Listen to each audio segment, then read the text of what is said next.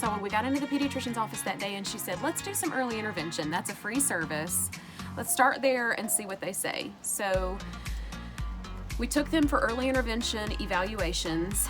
The therapists were great and said, yes, there's definitely a problem. We need to start early intervention visits to your home.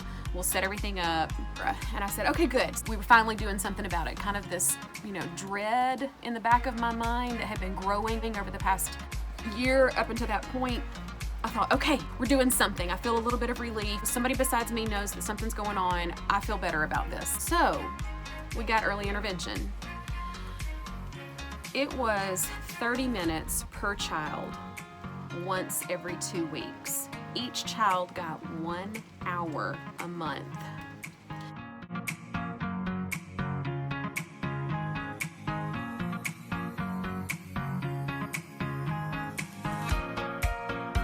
And the therapists, as wonderful as they were, as much as I wanted to learn all of the play therapy techniques that early intervention was doing with my children in that 1 hour every month,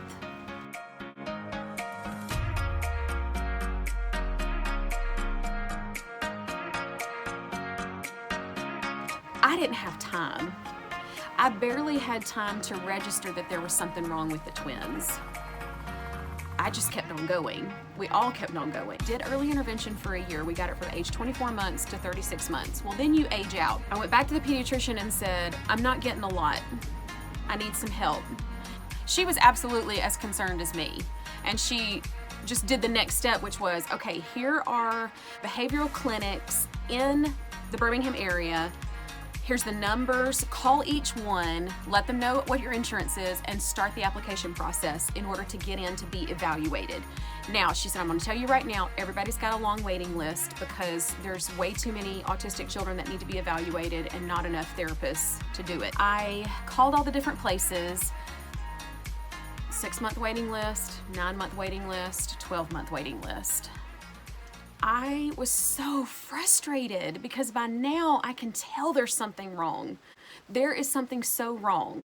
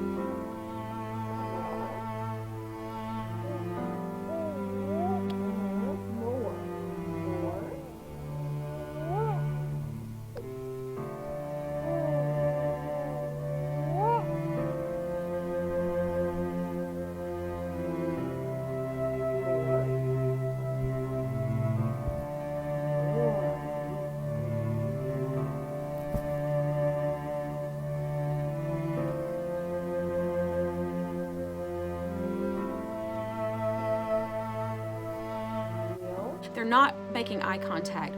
All they do is babble incessantly.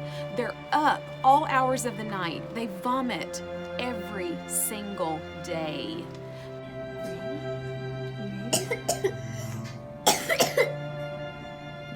Just a little bit. Can you taste it? Can you taste it? They don't try to talk. They don't interact with each other or with us socially.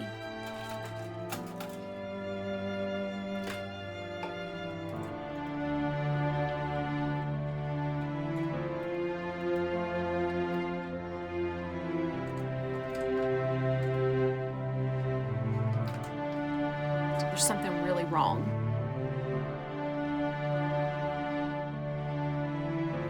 He likes the sound too, I think. Can you do it? Watching a small wire, Mike cuts, right? He's not. Slide. He's not really doing it hard enough to. He's making music. There you go.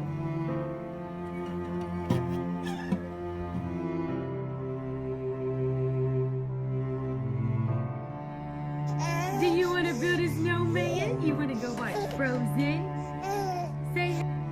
Say you want to build a snowman? Let's go build a snowman. Okay.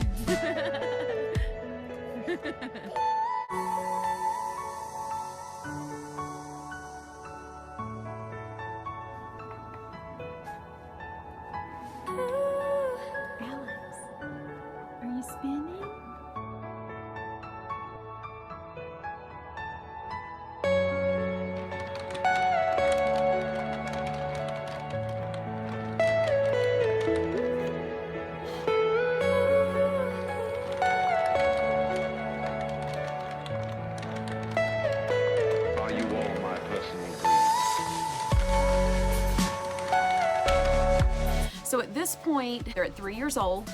On top of the long waiting list, the copay alone just for the evaluation was going to be $1,100 for each kid. We couldn't afford it, and it was going to be $2,200 that we would have to pay at the front door to walk in and have the 4-hour evaluation for each kid, just for them to tell me that they're autistic.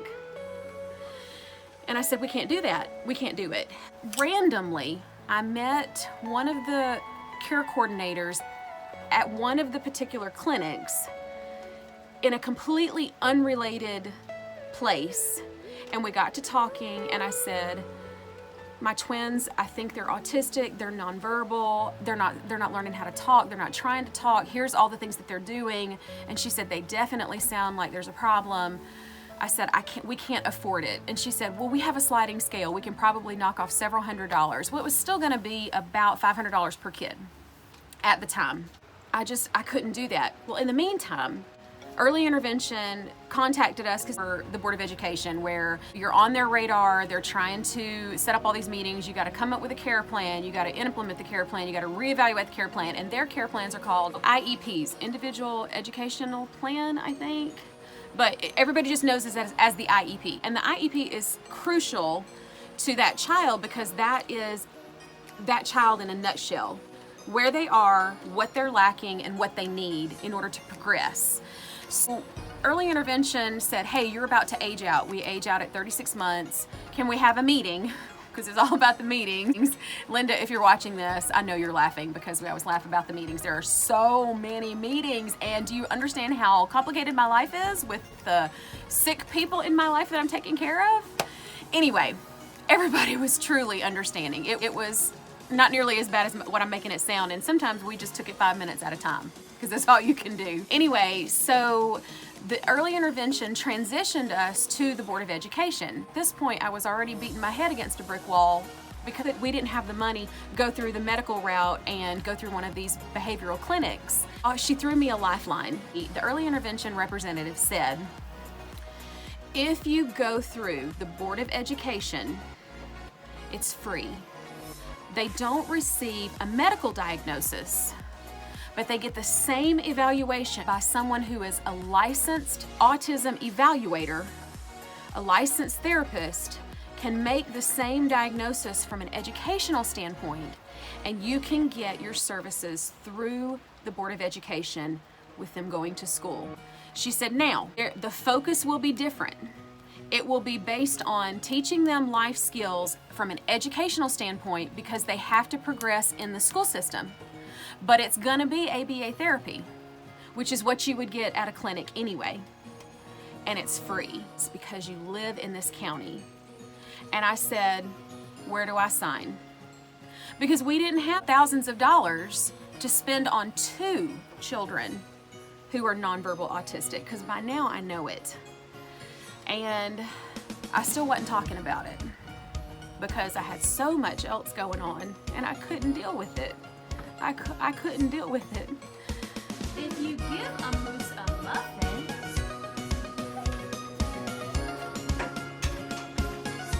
he'll want some of the jam to go with it. So you'll bring out your mother's homemade blackberry jam. When he's finished with the muffin, he'll want another. And another. And another.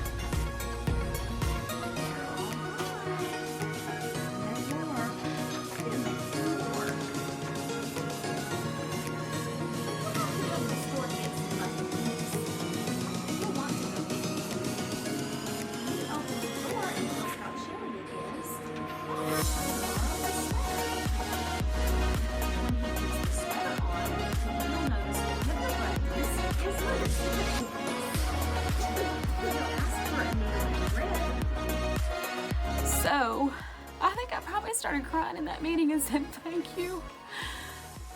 I just needed somebody to throw me a line. Anyway, we set up the evaluation. It was long and tedious.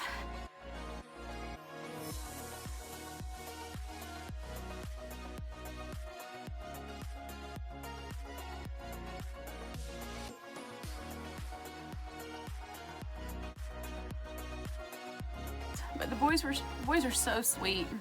That was the other symptom that I forgot to mention, is all the meltdowns. So many meltdowns. So no coping. And not like, you know, if you have an autistic child, you know it's not a temper tantrum.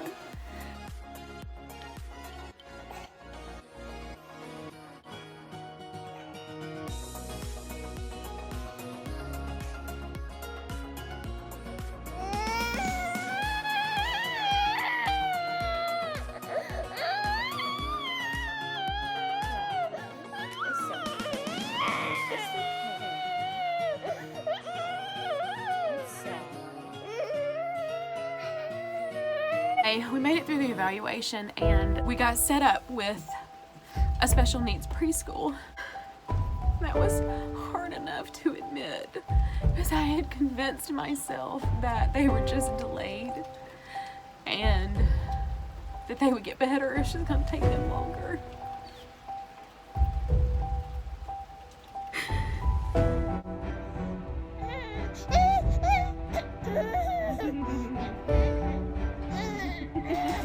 Are you pitching a fit?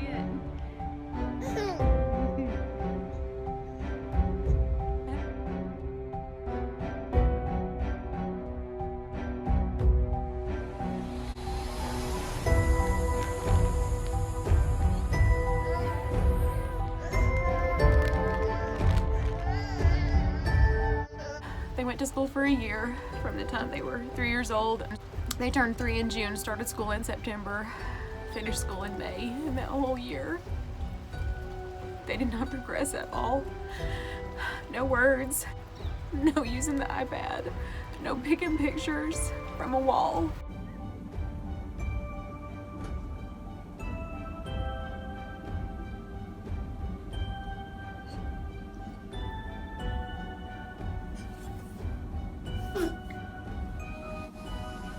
The only way they knew to communicate was stimming and crying and meltdowns, and that was it. And still vomiting every day, still not sleeping, and in the meantime, we buried both grandmothers.